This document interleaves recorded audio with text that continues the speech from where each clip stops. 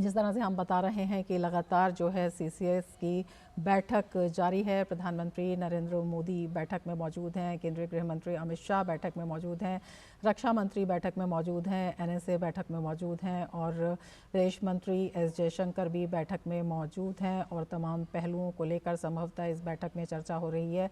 अपने आप में ये बैठक जो है बेहद अहम है। प्रधानमंत्री समय से पहले सऊदी अरब के दौरे को छोड़कर इस हमले को देखते हुए, इसकी गंभीरता को देखते हुए स्वदेश वापस आए। एयरपोर्ट पर ही उन्होंने बैठक ली और उसके बाद लगातार जिस तरह से बैठकों का दौर जारी है और सऊदी अरब में ही प्रधानमंत्री ने गृह मंत्री से फ़ोन पर बात भी की थी और उन्हें जो है कश्मीर जाने के लिए भी कहा था। गृह मंत्री भी तत्काल कश्मीर के लिए रवाना हो गए थे और वहाँ पर घाटी में जिस तरह से उन्होंने समीक्षा बैठक की, वहाँ पर वो घटना स्थल पर भी गए जहाँ पर इस दुर्दांत घटना को अंजाम दिया गया था।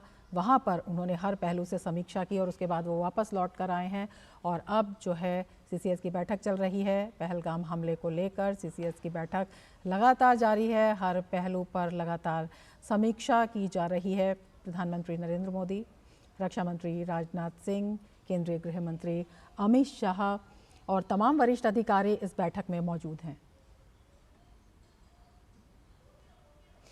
तो ये बैठक लगातार जारी है और अपने आप में ये बैठक बेहद अहम है। गृह मंत्री अमित शाह, रक्षा मंत्री राजनाथ सिंह बैठक में मौजूद हैं और हमारे संवाददाता सुधाकर दास हमारे साथ इस वक्त जुड़ चुके हैं।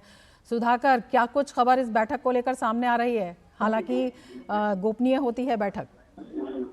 देखिए, पहली तस्वीर सामने आई है Rama, cabinet committee on security यानी सुरक्षा मामलों की जो कैबिनेट कमेटी है उस बैठक की, जिसकी अध्यक्षता प्रधानमंत्री नरेंद्र मोदी कर रहे हैं। और आप तस्वीरों में देख सकते हैं इस कैबिनेट के तमाम सदस्य, कैबिनेट समिति के, चाहे विदेश मंत्री एस जयशंकर हो, गृह मंत्री अमित शाह हो, रक्षा मंत्री राजनाथ सिंह हो, इसके अलावा राष्ट्रीय सुरक्षा सलाहकार अजीत डोभाल, विदेश सचिव विक्रम मिश्री, कैबिनेट सचिव इस बैठक में मौजूद हैं। प्रधानमंत्री के प्रधान सचिव दोनों वो भी इस बैठक में मौजूद हैं। बेहद ही महत्वपूर्ण बैठक। हम जानते हैं कि वित्त मंत्री निर्मला सीतारमण भी कैबिनेट के सुरक्षा मामलों की समिति के सदस्य हैं, लेकिन इस वक्त वो देश से बाहर थी, वो अभी रास्ते में लौट रही हैं, इस वजह से वो इस बैठक में नहीं शामिल है।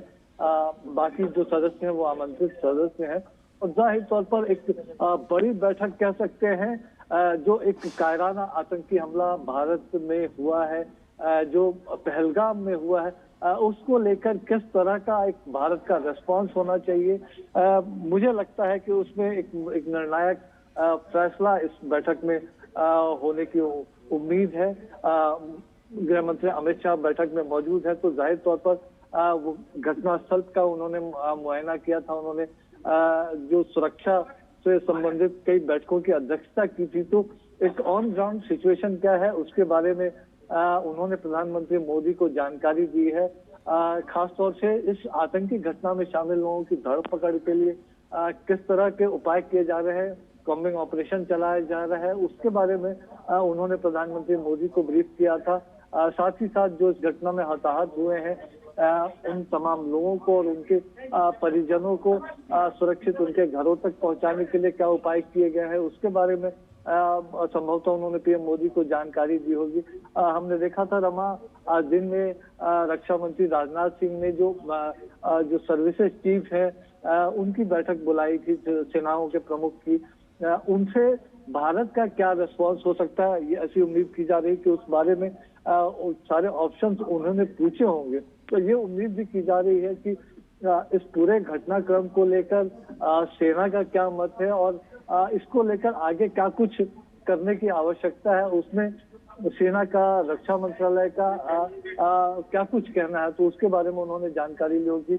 अजीत डोभाल भी लगातार नजर रखते हुए, आपको याद होगा रमा कि आज सवेरे भी पीएम मोदी जब अपना सऊदी अरब का दौरा कट शॉर्ट करके पहुंचे थे तो उन्होंने एयरपोर्ट पर ही मीटिंग ली थी। तो रक्षा एनएसए अजीत डोभाल भी, जो तमाम अन्य एजेंसियां हैं, जो सुरक्षा एजेंसियां, जो खुफिया एजेंसियां हैं, उनके पास क्या कुछ जानकारी है, इस घटना के असली गुनहगार कौन है, वो लोग तो है ही जिन आतंकियों के स्केच अब सामने आ गए हैं, लेकिन उसके साथ साथ इस बड़ी साजिश के पीछे कौन है उसके बारे में जो तमाम जानकारियां, तो मुझे लगता है कि एक तरफ पीएम मोदी को तमाम मंत्रियों की तरफ से, अधिकारियों की तरफ से ब्रीफिंग दी जा रही है, तो सारे ऑप्शंस जो है वो भी उनको बताए जा सकते हैं कि क्या कुछ हो सकता है। तो बहुत ही गंभीर बैठक, जिस तरह से पीएम मोदी खुद इस घटना को लेकर आहत हुए हैं, वो लगातार जिस तरह से पूरे घटनाक्रम पर नजर बनाए हुए हैं, जिस तरह से उन्होंने गृह मंत्री को तमाम अन्य लोगों को निर्देश दिए, तो उस लिहाज से कह सकते हैं कि एक बहुत बड़ी बैठक और बिल्कुल बहुत बड़ी बैठक है और बेहद महत्वपूर्ण निर्णय लिए जा सकते हैं। सुधाकर, आप नजर बना रखें। फिलहाल बहुत शुक्रिया तमाम जानकारी के लिए। तो